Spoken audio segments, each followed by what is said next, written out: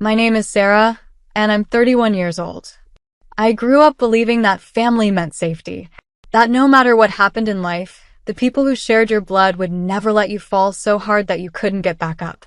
I held on to that belief for years, even when the signs were right in front of me, even when the favoritism was so obvious that our relatives whispered about it at dinner tables. I kept telling myself I was imagining it. I kept telling myself my parents loved us equally. I was wrong, and the day they proved it to me is a day I will never forget for the rest of my life. My sister Natalie is 3 years older than me. Growing up, she was the one my mother dressed up first, the one my father drove to every recital, the one whose school plays were photographed and framed while mine were attended half-heartedly and forgotten by Monday. I wasn't bitter about it as a child. I didn't have the language for what I was experiencing. I just knew that I had to work harder, ask for less, and be quieter about my needs. So that's exactly what I did. I studied harder. I stayed out of trouble. I built a version of myself that required nothing from anyone, because I had learned early that asking led to disappointment. By the time I was in my mid-20s, I had put myself through a graduate program, landed a position at a mid-sized finance firm, and was quietly climbing. It wasn't glamorous. There were months I ate the same 3 meals on rotation because rent was brutal and my student loans were relentless. I never once called my parents asking for money, not because I was too proud, but because I had genuinely internalized the idea that I was supposed to handle things on my own. They had raised me to believe that independence was a virtue. What I didn't realize was that this expectation applied only to me. Natalie, meanwhile, had always had a softer landing whenever she stumbled. A car that just appeared when hers broke down.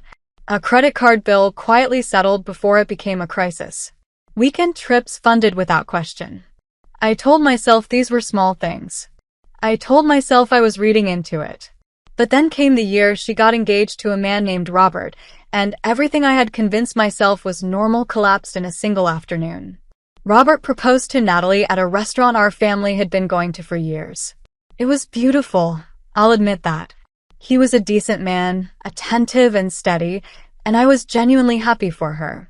What came next, however, had nothing to do with love or celebration. Within weeks of the engagement, my parents sat Natalie and Robert down and announced that they were giving her $100,000 for her dream wedding. $100,000. I heard it from my mother's own mouth when she called me the following morning, her voice bright and thrilled, describing the venue they were already scouting, the caterer Natalie had her eye on, the destination honeymoon they were planning to help fund as well. I said congratulations. I meant it, in the way you mean something while also feeling the ground shift slightly beneath you. What happened next was not planned. I wasn't going to say anything. But that same week, I was facing a moment of real financial pressure, a gap between paychecks and a medical bill I hadn't anticipated. Nothing catastrophic, but genuinely stressful. On an impulse I almost immediately regretted. I called my father. I explained the situation calmly. I wasn't asking for $100,000. I wasn't asking for anything close. I just needed a bridge, something small, something temporary. There was a pause on the line. Then my father said he'd speak to my mother and call me back. They didn't call me back. They invited me over. I sat at the kitchen table where I had eaten 1,000 meals as a child, and my parents looked at me across the same wooden surface, and my mother said the words that I have turned over in my mind every day since.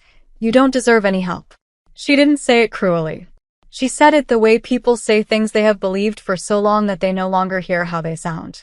My father nodded. He said I had always been the strong one. He said I didn't need them the way Natalie did. He said it like it was a compliment. I sat there for a moment. I looked at both of them. I thought about every assumption I had ever made about what family was supposed to mean, every quiet hurt I had filed away, every time I had defended them in my own mind. And then I stood up, gathered my bag, and walked out of that kitchen without another word. I drove home with the radio off. I didn't cry until I was inside with the door locked behind me. And even then, what I felt wasn't just sadness. It was clarity. The painful, irreversible kind. I made a decision that night that would change the next 3 years of my life entirely. I cut contact with my entire family the morning after that conversation. No dramatic announcement. No final phone call. No letter explaining my reasons. I simply stopped responding. I removed myself quietly from every group chat, let the calls go unanswered until they stopped coming, and redirected every ounce of energy I had been unconsciously pouring into a family that had already decided I wasn't worth investing in. People who have never done this assume it must feel like freedom immediately. It doesn't.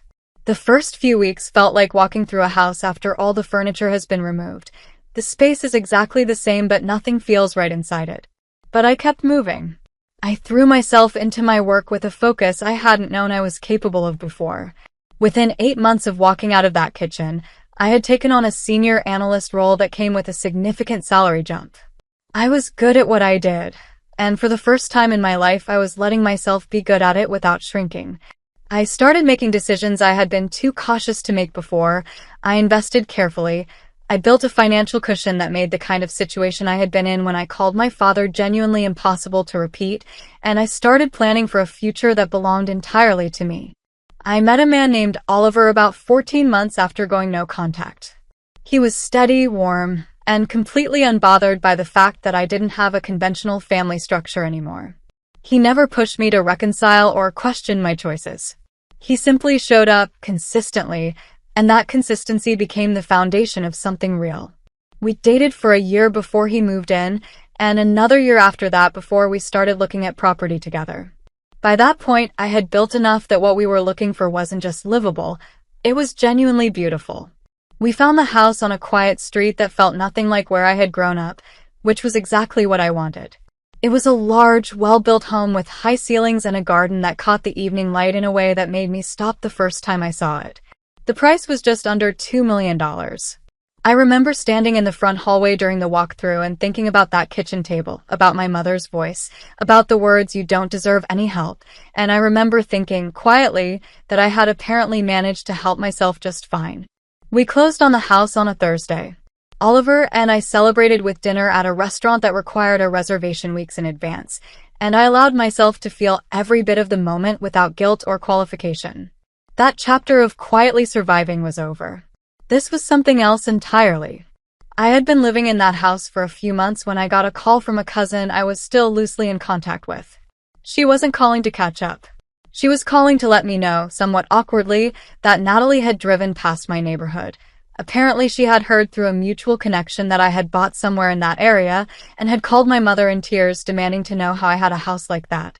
My cousin quoted her directly, "How does she have that?" Natalie had apparently spent the entire call cycling between disbelief and outrage, as though my having built something for myself was a personal offense committed against her. My mother, I was told, had no answer. I thanked my cousin for letting me know, hung up, and sat with it for a while. I want to be honest about what I felt in that moment, because it wasn't triumphant in the way people might expect.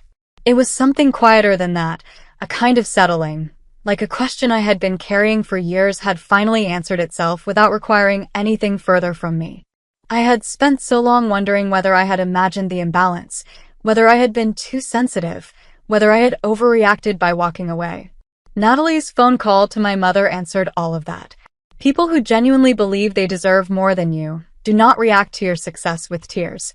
They react with the particular shock of someone who has just discovered the story they told themselves was never true. I have not spoken to my parents since that afternoon at the kitchen table. I do not plan to. That is not a decision made in anger. The anger burned off a long time ago. It is simply a recognition that some relationships carry a cost that is not worth paying, regardless of what biology says you owe each other.